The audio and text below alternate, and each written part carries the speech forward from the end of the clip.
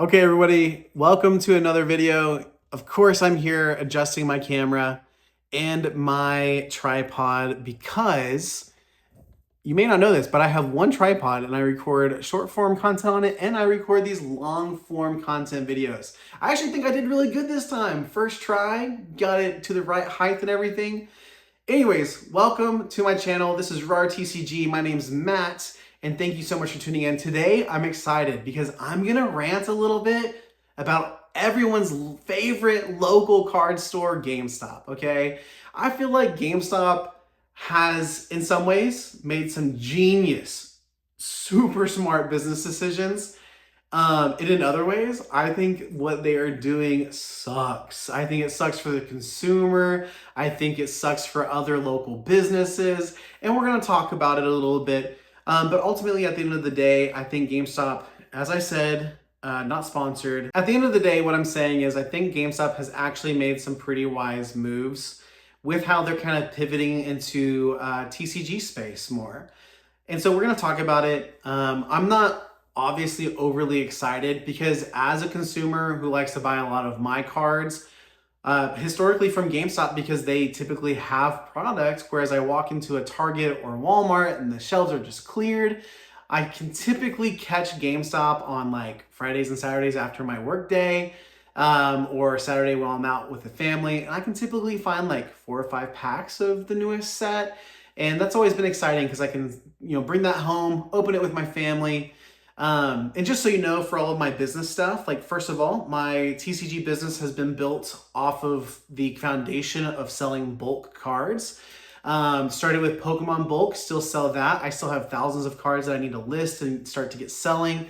But a lot of the success for my business has been built off of Pokemon bulk. I'm moving into Magic a little bit now. And I also do rip and ships on Fridays and Saturdays where I sell Japanese packs, English packs on my website, which is really exciting. So the business is growing. Things are really exciting. I think I'm growing at a pace that I'm comfortable with, honestly, that I like.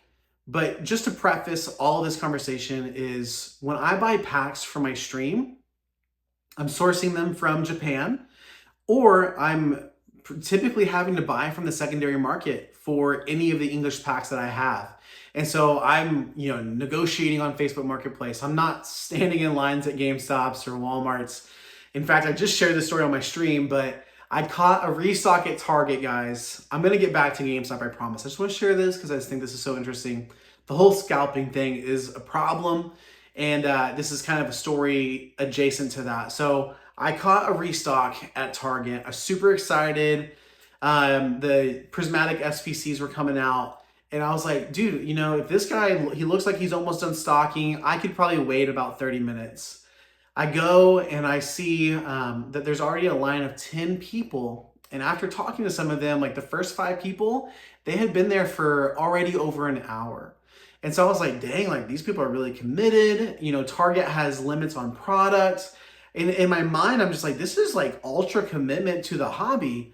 And I was like, and then I was there in the line and I waited my 30 minutes. I had to go meet my brother. We were going to work out. He was in town from college. Super awesome time. But listen, I waited for 30 minutes and at that point I was like, I can't do this any longer. And I had, from talking to the people in front of me and knowing that they had already been there over an hour, like they're pushing 2 hours and they're happy to be there. They're happy to be communicating, connecting with other people that are like-minded in the hobby. But I just hit this moment where I was like, I don't know how people do this. Like scalpers, like how does a scalper how does that business model make sense? How can you wait in line? How can you camp out at GameStop to get 1 item, 2 items? How can you wait in line at a Target or a Walmart? And even if you get all of the product, like how much time are you spending just waiting? And then you immediately go and flip that as quickly as possible on Facebook Marketplace, right? And so my brain just like, it doesn't really compute that. Like for me in my business, I don't have time like that. Even in my life, I don't have time like that. I can understand camping out. Like if there's a release, I used to go to like midnight releases for video games and stuff like that. I understand that there's an excitement about a new release, a new product, for a hobby that you love and that you enjoy. And so I don't fault anybody for doing that if it's something that they love. But for people that are trying to build a business off the back of just like taking product, arbitraging product from retail to the secondary market, if you want to get real technical about it, scalping. It just doesn't make sense. I don't know how that's sustainable. And I can see why a lot of these people that have been around a long time, they always say, as soon as the market turns, it's going to flush out all of these like scalpers, people trying to take advantage.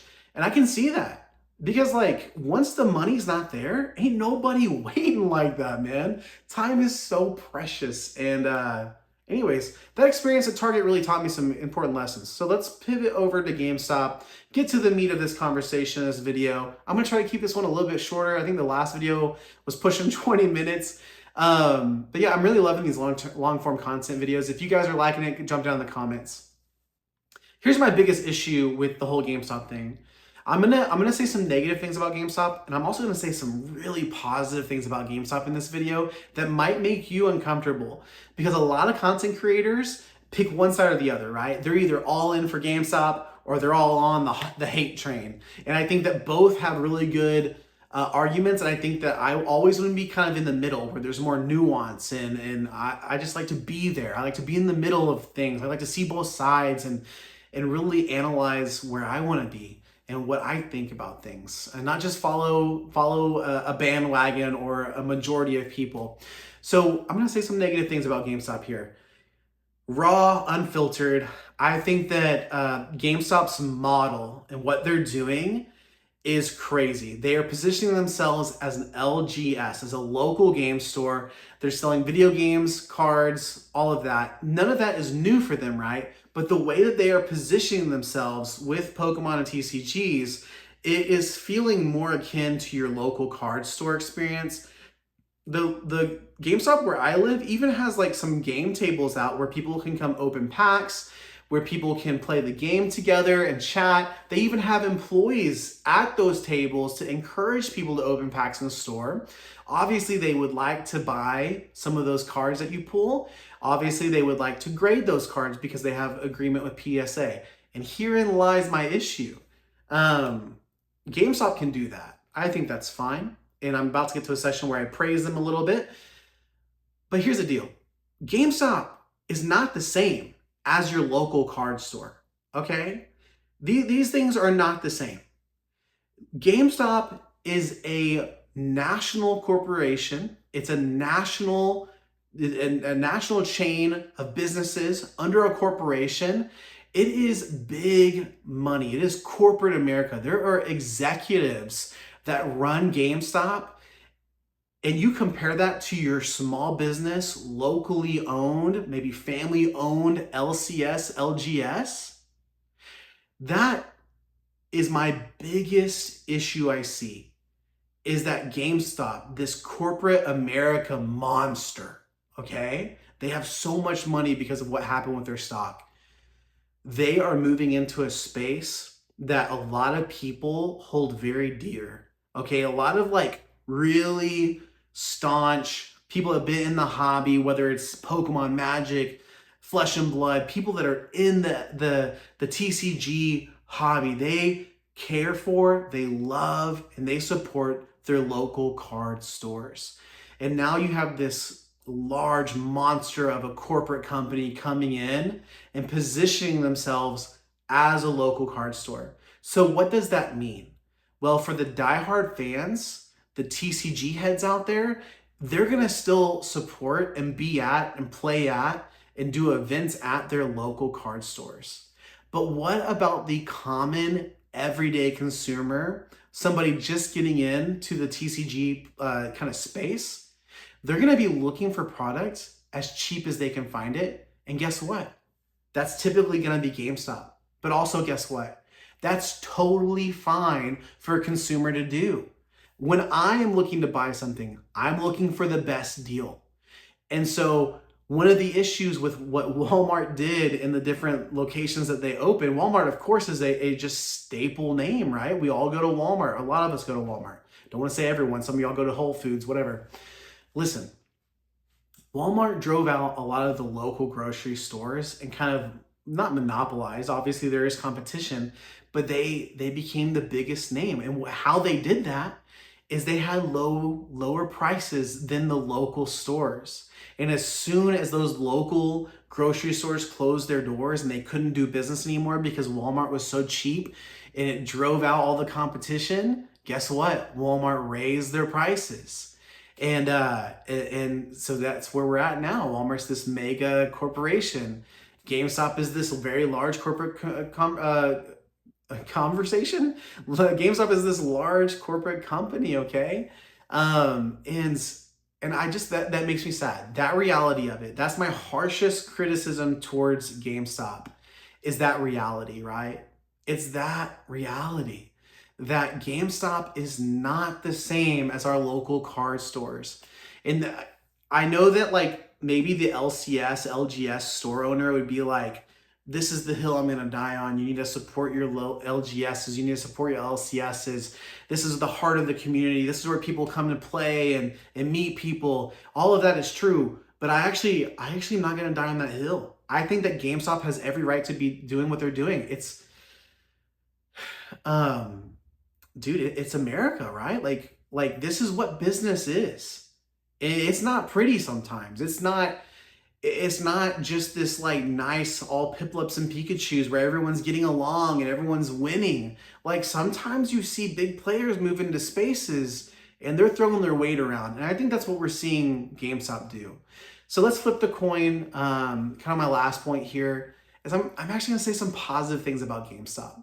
Because I think for me in this channel, like, yes, I love the hobby. I'm learning about more TCGs. I love Pokemon. I collect Pokemon. I sell Pokemon. I started my own business. But this channel is really about my business. And we're going to talk about all those things. But as a business owner, I think it's important. Like if you have your own online card shop, if you know or are connected to like a business owner or LGS owner, I think it's important to really watch what GameStop's doing. Okay, like it is extremely important for us to analyze it, watch, and even learn from it. And I know that's a scary thing, but check it out. GameStop has moved into this space in a beautiful way.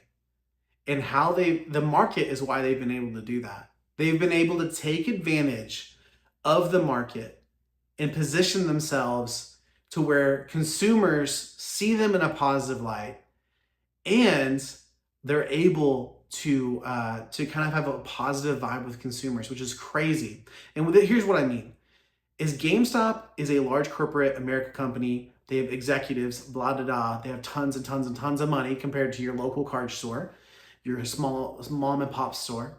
And they have exclusive deals with Pokemon Center, with PSA, with all of these top players in the industry and the hobby. And they have cheaper prices. Listen. They're not the same, guys. They're not the same.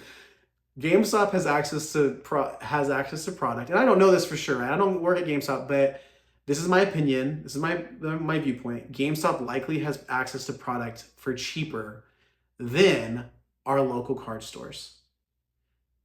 And so what they're able to do is, instead of listing their product at retail, they're able, now we're seeing them do it with Destined Rivals, they're able to upcharge it, right? They're asking for 30% more than retail. So they're increasing their profit margins, but they're still lower than the secondary market. They're lower in a lot of cases than our local card shops as well. And so what does that do?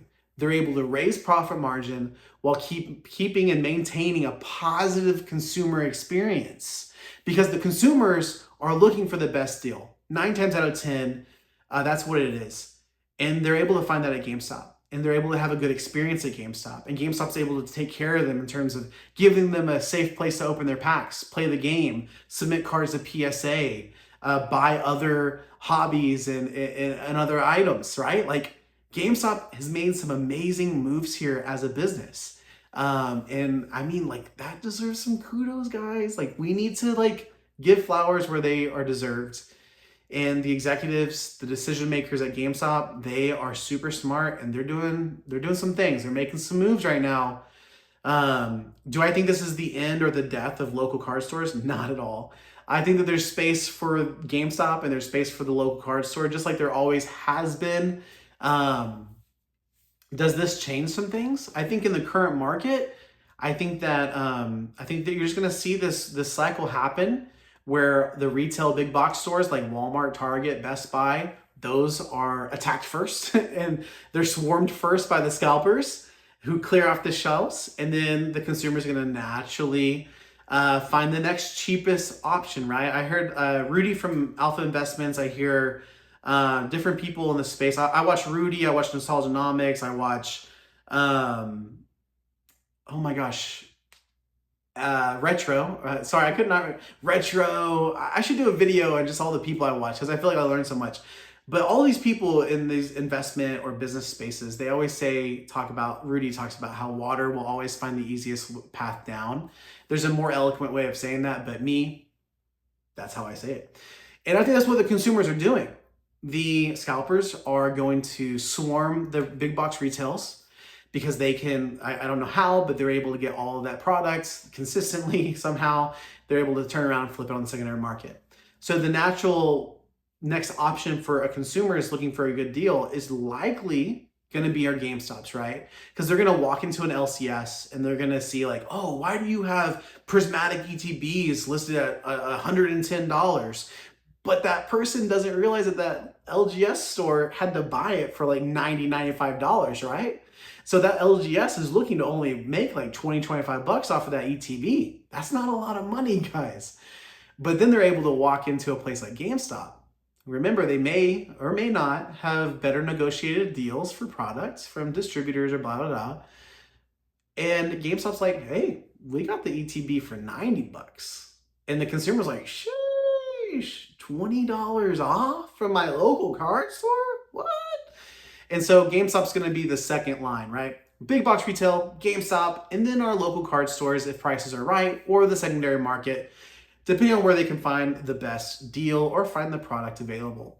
That's just like the state of where we're at, but I do have hope. I mentioned this a couple of videos ago, or maybe my last video. The market is changing. Hobby markets are cyclical. And so this hype market isn't gonna last forever. It's gonna turn around. We're gonna see more of a downturn.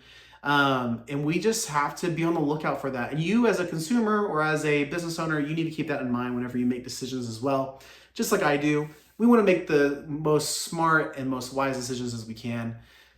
That's really the end of the video, guys. I just want to kind of rant about GameStop. Hopefully this added some value. Maybe I presented some of this information in a way that made you think about things differently rather than just being all in for GameStop or all opposed to GameStop.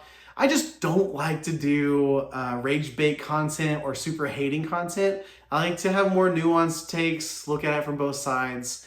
But if you made it this far in the video, throw a light bulb emoji in the comments. Let me know what your thoughts are, if you agree or if you disagree.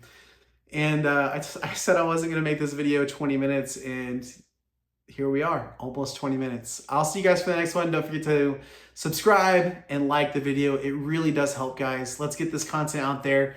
The channel's growing, guys. I love these long form content videos. See you next time. Peace.